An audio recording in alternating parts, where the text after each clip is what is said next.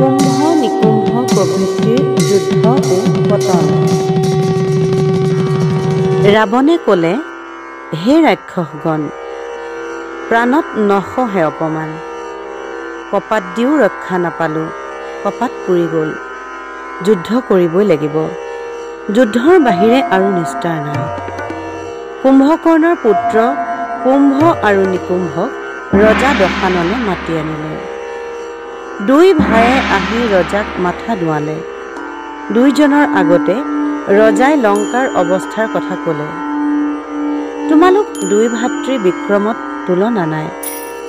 তোমালোক দুয়োৱে ত্ৰিভুৱনক পৰাভূত কৰা। তোমাৰ পিতাৰ বাহুবলত মই জয়ী হৈ আছিলোঁ। কুম্ভকৰ্ণৰ শোকত মই এতিয়াও অশ্ৰুজলত উপঙি আছোঁ। কুম্ভকৰ্ণৰ বিনা লংকাপুৰী শূন্যাকাৰ। এতিয়া নৰ বান্দৰৰ হাতত নিস্তাৰ নাই। তোমালোক দুয়োজনে আমাক এতিয়া নৰ বান্দৰৰ হাতৰ পৰা ৰক্ষা কৰা। সেই পুত্ৰই হ'ল কুলৰ অলংকাৰ, যি পিতৃৰ শত্ৰুক মাৰি পিতাৰ ধাৰ সোধে। ৰজাৰ আজ্ঞা পাই দুইজনে ৰথত উঠিলেগৈ। সৈন্যৰ ভৰিৰ ভৰত মেদিনী কম্পিত। সংগ্ৰাম কৰিবলৈ দুই বীৰে যাত্ৰা কৰিলে। গড়ৰ বাহিৰত বান্দৰ সেনাৰ লগত দেখা দেখি হ'ল। দুইজনৰে পৰ্বত আকাৰ দুৰ্জয় শৰীৰ। পশ্চিম দুৱাৰলৈ ধৰ মাৰ কৰি খেদি গ'ল। ৰাক্ষসে বান্দৰ সৈন্যৰ লগত যুদ্ধত মিলিত হ'ল। বৃক্ষ শিল লৈ কপিবিলাকে যুঁজিবলৈ খেদি গ'ল। দুই দলেই কোপত পাগল হৈ মৰামৰি কৰিবলৈ ধৰিলে। নিশাচৰবিলাকে ধনুশৰ লৈ বান্দৰবিলাকক জৰ্জৰিত কৰিলে। বান্দৰ সেনাবিলাকেও বৃক্ষ আৰু পাথৰেৰে বহুতকে মাৰিলে। ৰাক্ষসৰ বাণবিলাক যেন অগ্নিৰ শিখাহে। কিমান বান্দৰক পুৰিছে তাৰ লেখ জোখ নাই। গছ আৰু পাথৰেও বহুত ৰাক্ষসক মাৰিব লাগিলে। তাৰ ভিতৰত বজ্ৰকণ্ঠ নামৰ নিশাচৰে অংগদৰ ওপৰত ভীম গদা মাৰিলে। লগে লগে কপীন্দ্ৰ কুমাৰে কপি কপি তাতেই থাকিলে। কিছু সময়ৰ পাছত সুস্থ হৈ আগবাঢ়িল। হাতেৰে মুঠি মাৰি বজ্ৰকণ্ঠক মস্তকৰ ওপৰত প্ৰহাৰ কৰিলে। তেওঁৰ প্ৰহাৰত বাণ পৰিত্যাগ কৰি পৃথিৱীত পৰিলে। তাকে দেখি কোপত কম্পিত হৈ সকম্পনে ৰথত আৰোহণ কৰি ৰণত প্ৰৱেশ কৰিলে। সি বহুত বাণ বৃষ্টি কৰি অংগদৰ সৈন্যবিলাকক জৰ্জৰিত কৰিলে। অংগদে সকলো শৰৰ ঘাঁ সহ্য কৰি লাফ দি ৰথৰ ওপৰত উঠিলে। তাৰ হাতত থকা কুদণ্ড কাঢ়ি লৈ ভৰিৰে ভাঙিলে। পদাঘাতেৰে ৰথখনো ভাঙিলে।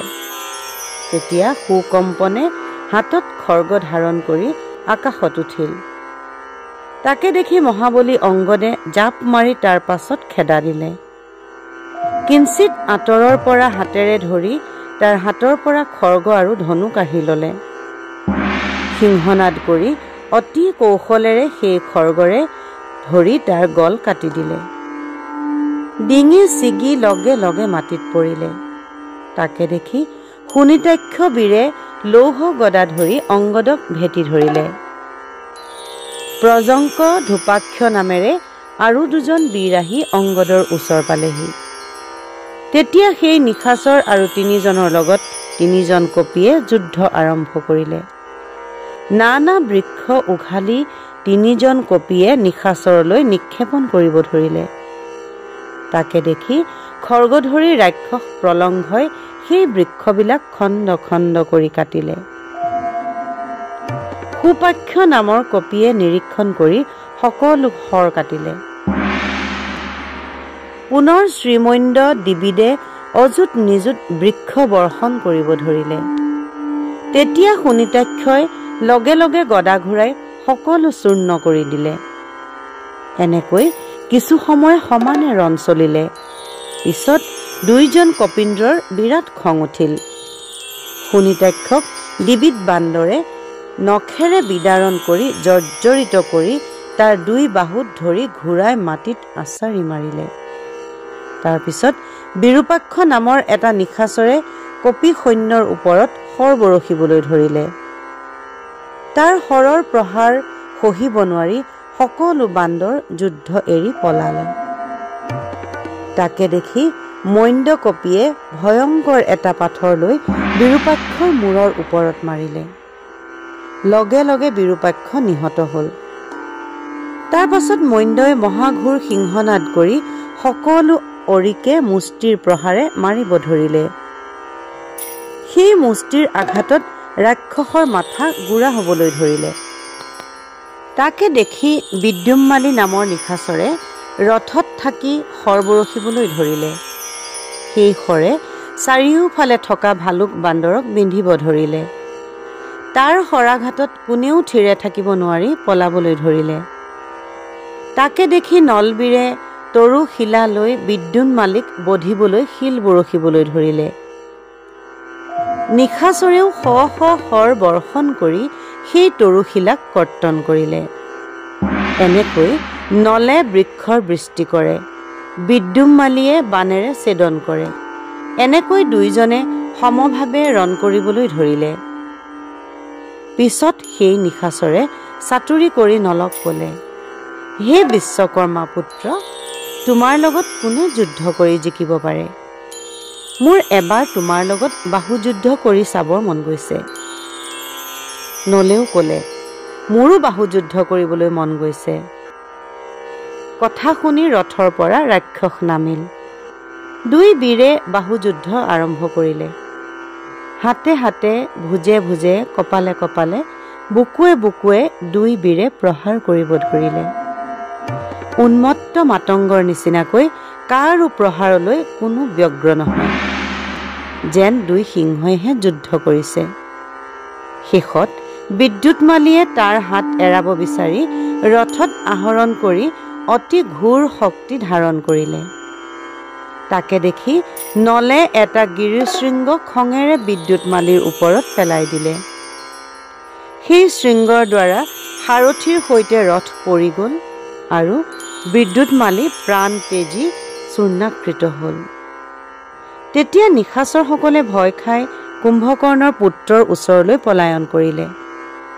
বান্দৰ সৈন্যবিলাকে ঘনে ঘনে সিংহনাদ কৰিবলৈ ধৰিলে। তাকে দেখি কুম্ভবীৰৰ খুব খং উঠিল। তেওঁ সসৈন্যে সমৰলৈ আহিলে। কুম্ভবীৰক দেখি কপিসকল পলাবলৈ ধৰিলে।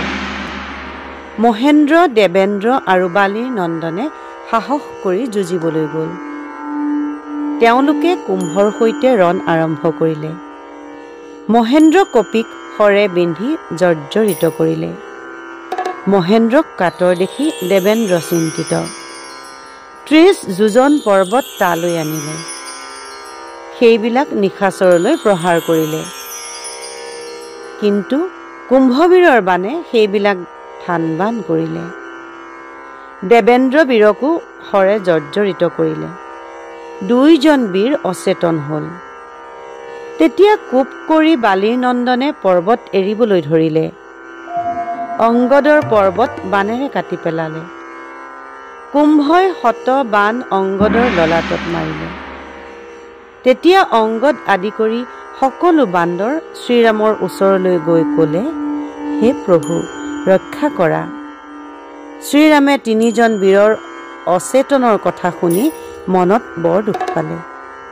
ঋষভ, কুমুদ আৰু সুসেন সেনাপতিয়ে শ্ৰীৰামক আৰতি কৰাত শ্ৰীৰামৰ আজ্ঞাত 3জন ৰণলৈ গ'ল। আকাশ জুৰি বৃক্ষ বৰিষণ কৰিবলৈ ধৰিলে। কুম্ভবীৰে খং কৰি শৰৰ দ্বাৰা বৃক্ষাদি থান থান কৰিলে। তেওঁলোকে কুম্ভবীৰৰ শৰত জৰ্জৰিত হৈ ৰণৰ পৰা পলাই গ'ল। 3জনে পলাই গৈ ৰজা সুগ্ৰীৱক ক'লেগৈ।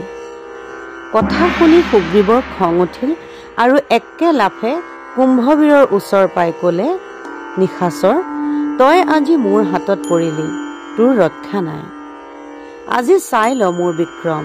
তোৰ পিতা কুম্ভকৰ্ণই মোৰ বিক্ৰমৰ কথা জানে। কুম্ভবীৰৰ খং উঠি 300 বৃক্ষবান সুগ্ৰীৱলৈ এৰিলে। বানৰ প্ৰহাৰ পাই লাফ দি তাৰ ৰথৰ ওপৰত পৰিলেগৈ।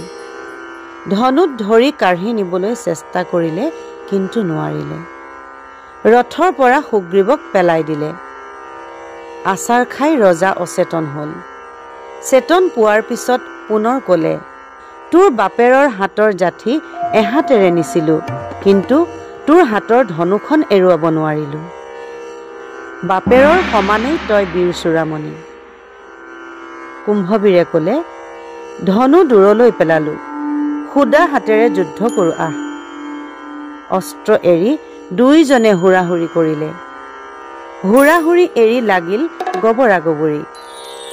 কুম্ভবীৰে বাহুবলেৰে থাপৰ মাৰিলে। সুগ্ৰীৱ ৰজা গৈ সমুদ্ৰৰ পানীত পৰিলেগৈ। ৰামৰ কিংকৰ কাৰণে গভীৰ সাগৰৰ মাজৰ পৰা উঠি আহিল।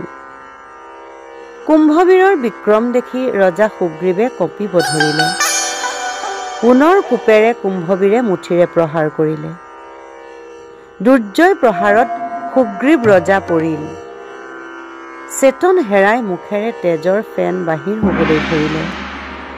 কিছু ক্ষণৰ পিছত বান্দৰ ৰাজে পুনৰ চেতন লাভ কৰি কুম্ভবীৰৰ ওপৰত পদাঘাত কৰিলে। মহাকোপে কুম্ভবীৰে সুগ্ৰীৱক ধৰিলে। দুইজনে মল্লযুদ্ধ কৰিলে। কোনোৱে নাহাৰে। দুই বীৰৰ মহাযুদ্ধ লাগিল। কাৰো অৱসাদ নাই। লাভ দি সুগ্ৰীৱে কুম্ভৰ ৰথত উঠিলে। দুই মাতংগৰ দাঁত দুহাতেৰে উঘালি আনি সেই হাতীৰ দাঁতেৰে কুম্ভবীৰক হানিলে। দন্তাঘাতে কুম্ভৰ প্ৰাণ জৰ্জৰিত হ'ল। কুম্ভক ওপৰলৈ তুলি আচাৰ মাৰি দিলে। লগে লগে মাথাৰ খোলা ভাঙি চূৰ্ণ বিচূৰ্ণ হ'ল।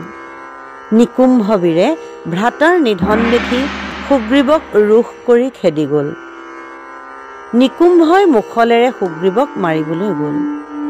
প্ৰবল জুইত যেনেকৈ ঘিউ পালে আৰু জ্বলি উঠে, ঠিক তেনেকৈ নিকুম্ভৰ বিক্ৰম দেখি সকলোৰে ভয় লাগি গ'ল। সুগ্ৰীৱ বান্দৰে ভয় পাই পলাই গ'ল।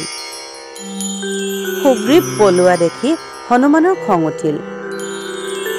সেৱক থাকোঁতে তই ৰজাৰ লগত ৰণ কৰিবলৈ আহিছ। তয়ে মই যুঁজি চাওঁ বাৰু কোন মৰে।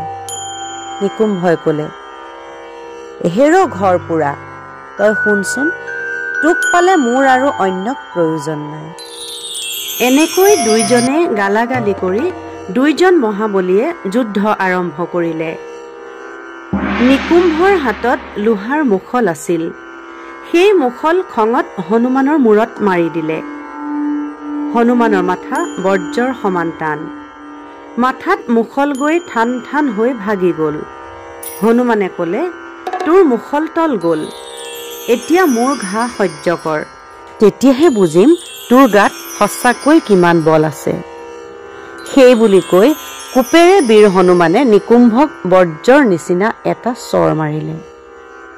চৰ খাই বীৰে থৰ থৰকৈ কঁপিব লাগিল।